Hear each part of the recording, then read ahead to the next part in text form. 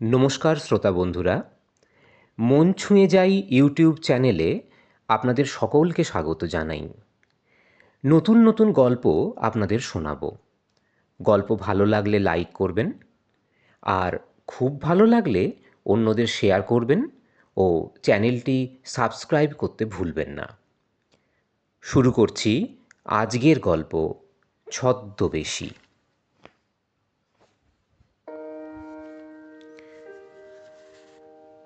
সকাল 7টায় খবরের কাগজটা হাতে নিয়ে বসেছি। কাজের মেয়ে সন্ধ্যা চা দিয়ে গেল। ইচ্ছে থাকলেও সকালের চাটা গার্গীর সঙ্গে বসে একসাথে খাওয়া হয় না। সে এখন রান্নাঘরে ভীষণ ব্যস্ত। আমাকে সকাল 9:12 লোকালটা ধরতে হয়, তাই খুব খুঁটিয়ে প্রতিদিন কাগজটা পড়া হয় না। চায়ে সবে একবার চুমুক দিয়েছি, বেল বাজল।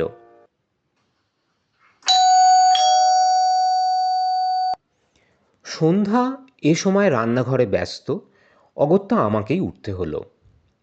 দরজা খুলে দেখি একটি বছর 10-এর ছেলে দাঁড়িয়ে, গায়ে সাদা কাপড়, পরনে সাদা কাপড়কে ধুতির মতো করে পরা। পেটের কাছ থেকে একটা কম্বলের আসন ঝুলছে, উস্কো খুস্কো চুল। এই বর্ণনা থেকে বোঝাই যায় যে ছেলেটির পিতৃ বা মাতৃবিয়োগ হয়েছে। বুঝলাম সাহায্য চাইতে এসেছে। হাত দেখিয়ে দাঁড়াতে বলে ঘরের দিকে যেতে যাব পয়সা আনতে, এমন সময় ছেলেটি বলল, কাকু, বলে একখানা সাদা খাম আমার দিকে এগিয়ে দিল। খামে ভরা একটা চিঠি। খুলে পড়লাম। শ্রীচরণেশু দাদা, আমি আপনার ক্লাসমেট শ্যামল সরকারের স্ত্রী। গত সপ্তাহে হঠাৎ বুকে ব্যথা উঠে আপনার বন্ধু আমাদের ছেড়ে চলে গেছেন। আমরা ডাক্তার ডেকে কোনো চেষ্টা করতেও পারিনি, কারণ ডাক্তার যখন এলেন তখন তিনি আর নেই। আমাদের একমাত্র ছেলে পিন্টুকে পাঠালাম। ভবিষ্যৎ আমাদের সম্পূর্ণ অনিশ্চিত, জানি না কি হবে। অনিচ্ছা সত্ত্বেও আপনার কাছ থেকে কিছু আর্থিক সাহায্য চাইছি। যদি পারেন পিন্টুর হাত দিয়ে পাঠাবেন। আগামী সোমবার 13-1 বলাই মিস্ত্রি লেনে আপনার বন্ধুর পারলৌকিক কাজ করা হবে। যদি আসেন ভালো হয়। আমার নমস্কার নেবেন। ইতি প্রণতি সরকার। চিঠি পড়ে মনটা খারাপ হয়ে গেল।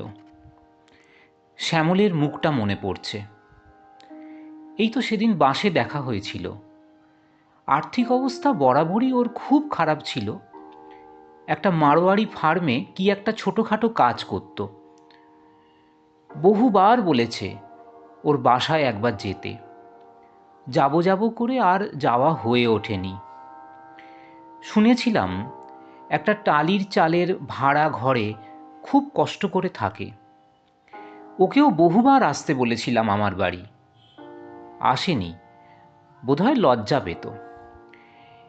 কিন্তু এখন কি করা উচিত? ছেলেটার মুখের দিকে তাকালাম, অনেকটা শ্যামলের মতোই দেখতে। বললাম, ভেতরে এসো। ছেলেটি ভেতরে আসতে সামনের সোফাটা দেখিয়ে বসতে বললাম। ছেলেটি পেটের কাছে কাপড়ে গোঁজা কম্বলের আসনটা টেনে বের করে সোফায় পেতে বসল। ভেতরে গিয়ে সন্ধ্যাকে বললাম ফ্রিজ থেকে মিষ্টি বের করে ছেলেটিকে দিতে। আলমারি থেকে 1000 টাকা বার করে বৈঠকখানা ঘরে এসে দেখি ও মিষ্টি খাচ্ছে। জিজ্ঞাসা করলাম, তোমার নাম পিন্টু? ছেলেটি ঘাড় নাড়ল। কোন ক্লাসে পড়ো? ছেলেটি বলল, ক্লাস 5-এ পড়ে। আহা, এত ছোট বয়সে বাবাকে হারালো। মিষ্টি খাওয়া শেষ হতে একটা খামে 1000 টাকা পুরে খামটি ছেলেটির হাতে দিয়ে বললাম, পিন্টু, এটা মাকে দিও, এতে 1,000 টাকা আছে। মাকে বলো, সামনের সোমবার আমি নিশ্চয়ই তোমাদের বাড়ি যাবার চেষ্টা করব, তবে সকালে তো হবে না, অফিস ফেরতা যাব। ছেলেটি আমার পায়ে হাত দিয়ে নমস্কার করল, আসছি বলে বেরিয়ে গেল। দরজাটা বন্ধ করে সোফায় এসে বসলাম। অনেক কথা মনে পড়ে যাচ্ছে। সম্ভবত ক্লাস 4-এ প্রথম বন্ধুত্ব হয়েছিল শ্যামলের সঙ্গে। ক্লাসে মাস্টারমশাই একটা অঙ্ক করতে দিয়েছিলেন, পারছিলাম না সেটা করতে, কিন্তু শ্যামল আমাকে অঙ্কটা বলে দিয়েছিল। পড়াশোনায় ও কোনোদিনই খারাপ ছিল না। আমরা যখন ক্লাস 11-এ পড়ি তখন ওর বাবা মারা যায় একটা অ্যাক্সিডেন্টে। ওর এক দিদি আর 2 বোন ছিল। এতগুলো পেট চালানোর ভার নিতে অগত্যা পড়াশোনা ছাড়তে হলো ওকে। এরপর আমি উচ্চ মাধ্যমিক পাশ করেছি। গ্র্যাজুয়েশন কমপ্লিট করে ইউনিভার্সিটিতে পড়তে পড়তে সরকারি চাকরি পেয়ে গেলাম।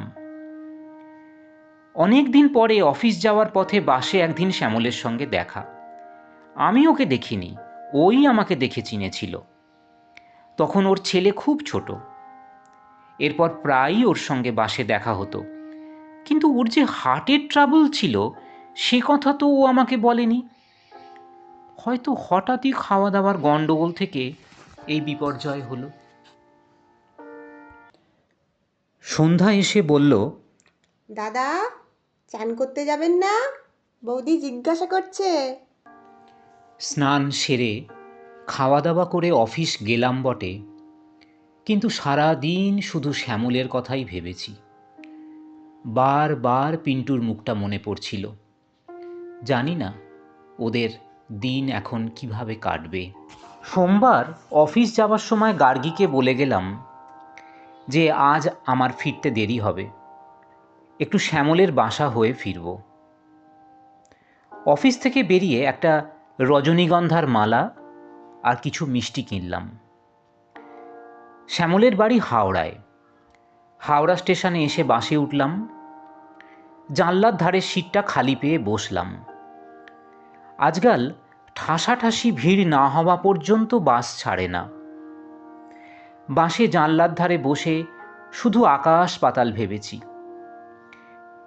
ভাবতে ভাবতে কখন যে শ্যামলের বাড়ির কাছাকাছি এসে পৌঁছে গেছি খেয়ালই করিনি। এবার নামতে হবে। এমন সময় পিঠে একজনের হাতের উষ্ণ স্পর্শ পেয়ে পিছন ঘুরে দেখি শ্যামল দাঁড়িয়ে আছে। আরে, ভূত দেখছি না তো? শ্যামল হাসছে, বলল, কি রে, এই পথে সন্ধেবেলা কি ব্যাপার? আমার মুখ দিয়ে কথা বেরোচ্ছে না। হাঁ করে অপলক দৃষ্টিতে চেয়ে আছি ওর মুখের দিকে। শ্যামল বলল, আরে কি হলো, কিছু বলছিস না? আমি আমতা আমতা করে বললাম, না মানে। ও বলল, আজ আর ছাড়ছি না, আমার বাড়ির এত কাছে যখন এসেছিস তখন চল একবার ঘুরে যাবি। বাস থেমেছে। শ্যামলের সঙ্গে বাস থেকে নামলাম। আমার পা সরছে না, মাথাটা কেমন ঘুরছে। বললাম, শ্যামল, আজ থাক না, আর একদিন না হয় এসে তোর বাড়ি যাব। ও নাছোড়বান্দা। অগত্যা যেতে হলো ওর বাড়ি। একটা 10x10 টালির ঘরে শ্যামল থাকে। ওর স্ত্রী এসে দরজা খুলে দিল। ছোট ঘরের প্রায় অর্ধেকও বেশি জুড়ে রয়েছে একটা খাট। তার উপর বসে একটা বছর 10-এর ছেলে পড়ছে। কিন্তু এ তো পিন্টু নয়। আমাকে দেখে শ্যামলের স্ত্রী ঘোমটা দিল। শ্যামল পরিচয় করিয়ে দিল ওর স্ত্রীর সাথে। ছেলেকে বলল, কাকুকে প্রণাম করো।